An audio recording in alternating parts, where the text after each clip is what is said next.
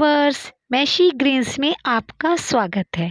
आज हम बात करेंगे मोगरा प्लांट के बारे में कि मोगरा प्लांट कैसे ग्रो किया जाता है, इसकी केयर कैसे की जाती है, इसमें कौन सी मिट्टी डाली जाती है, खाद कौन सी इस्तेमाल करना चाहिए और इसकी फ्लावरिंग कब होती है। इसके साथ साथ हमें ये भी देखना है कि हमें मोगरा प्लांट के लिए कौन सा पॉट इस्तेमाल करना चाहिए, इसे कितनी धूप देनी चाहिए, इसकी वाटरिंग कब करनी चाहिए और इसकी कितनी किस्में होती है ना। ये सारी बातें हैं जो हम इस ट्यूटोरियल में खुलकर करेंगे, है ना। तो चलिए हम हमारा ट्यूटोरियल शुरू करते हैं।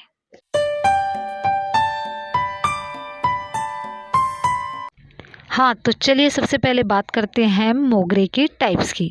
मोगरा प्लांट्स दो टाइप्स का होता है, एक एकदम सिंपल जो हम हमेशा देखते हैं और एक थोड़ा बुशी या बेलिया, है ना। ये बुशी या बेलिया जो होता है ये एकदम इसकी ब्रांचेस पतली होती है, घना नहीं होता है, एकदम पतला और सीधा ऊपर की तरफ ही बढ़ता है। ये इतना आगे की तरफ बढ़ता है और इतना पतला होता है कि हमें इसे बेल की तरह कभी कभी सहारा देने की भी ज़रूरत हो जाती है ना। ये वाला जो हमारे पास प्लांट है ये बेलिया मोगरा है। देखिए कितना ऊपर तक गया है, ये 4 से 5 फीट की इसकी ऊंचाई है, लेकिन फिर भी कितना पतला है। क्यों? क्योंकि ये हमारा बेलिया मोगरा है। इसके ब्रांचेस देखिए कितने थिन है और ये सीधा सीधा ऊपर की तरफ ही बढ़ता है। इसकी ट्रिमिंग या प्रूनिंग भी अगर की जाए तब भी ये इतना घना नहीं होता है जितना कि एक हमारा सादा प्लांट होता है ना। अब बात करते हैं इसकी फ्लावरिंग की। मोगरा प्लांट पे फ्लावर्स साल में 2 बार आते हैं, पहले गर्मी के सीज़न में यानी मार्च, अप्रैल और मई में, और फिर किसी किसी प्लांट पर ये सर्दियों में भी आते हैं। लेकिन मेरा ये बेलिया प्लांट है, इस पे मैंने हमेशा सिर्फ गर्मियों में ही, देखिए ये 3 महीने तक भरपूर फूल देता है और उसके बाद ये फूल देना बंद कर देता है। अब बात करते हैं इसकी पॉट की।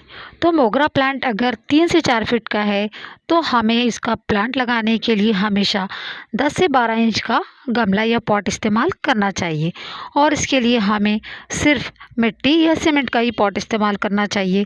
प्लास्टिक का गमला इस्तेमाल नहीं करना चाहिए क्योंकि प्लास्टिक के गमले में थोड़ी ज़्यादा हीट या गर्मी होती है, जिसकी वजह से हमारा ये प्लांट मरने का ख़तरा बना रहता है ना।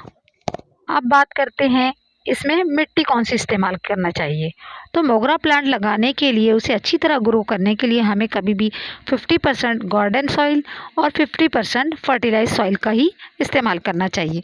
लेकिन अगर आपके पास कोकोपीट है या फिर राइस सॉ है तो आप उसका भी इसमें यूज़ कर सकते हैं। उसके लिए हमें क्या करना पड़ेगा कि हमें 50% गार्डन सॉइल यूज़ करना पड़ेगा, 25% फर्टिलाइज सॉइल और कोकोपीट या राइस सॉ को हमने 25% के रेशो में ही यूज़ करना चाहिए, है ना। अब बात करते हैं सनलाइट की कि हमें मोगरा प्लांट को कितनी सनलाइट देना चाहिए, इसे कैसी धूप मिलना चाहिए। तो इसके लिए मोगरा प्लांट को हमेशा हमें डायरेक्ट धूप में ही रखना चाहिए। इसके गमले को हमेशा हमें ऐसी जगह रखना चाहिए जहां 7 से 8 घंटे की इसे अच्छी तरह धूप मिलती रहे, क्योंकि मोगरा प्लांट हमेशा धूप में ही अच्छी तरह से ग्रो होता है ना। चलिए अब हम बात करते हैं मोगरा प्लांट की वाटरिंग की कि हमें इसे कब पानी देना चाहिए। तो मोगरा प्लांट को हमेशा हमें सुबह के वक्त ही पानी देना चाहिए और इसे इतना भरपूर पानी देना चाहिए कि इसकी मिट्टी हमेशा गीली रहे।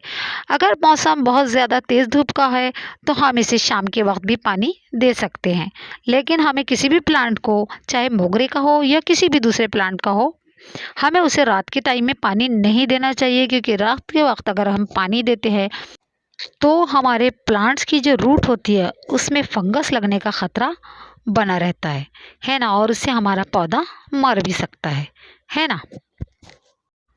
चलिए अब हम बात करते हैं फर्टिलाइज़र की कि हमें मोगरा प्लांट में कौन सा फर्टिलाइज़र डालना चाहिए कि इसमें अच्छी तरह से फ्लावरिंग हो और हमारा पौधा हमेशा हरा भरा रहे, है ना। तो इसके लिए हमें, ये देखिए हमारे प्लांट में कितनी अच्छी फ्लावरिंग हो रही है, बर्ड्स आ रहे हैं।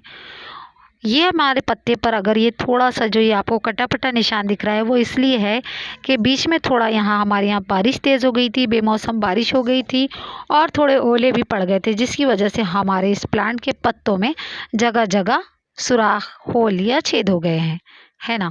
तो चलिए अब बात करते हैं हम कि हम कौन सा इसके अंदर फर्टिलाइज़र यूज़ करना चाहिए जो इस पौधे की ख़ास ग़िज़ा या फूड होती है ना।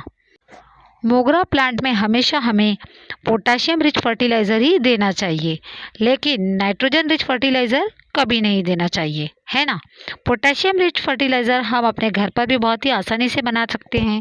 इसके लिए हमें क्या करना है कि हमें आधा चम्मच पोटास, आधा चम्मच यूरिया खाद और 1 चम्मच पोटासियम सल्फेट को हमें क्या करना है कि 3 से 4 लीटर पानी में घोलकर उसका फर्टिलाइज़र बनाना है, और इस फर्टिलाइज़र को हमें हमेशा 15 दिन के गैप पर देते रहना चाहिए।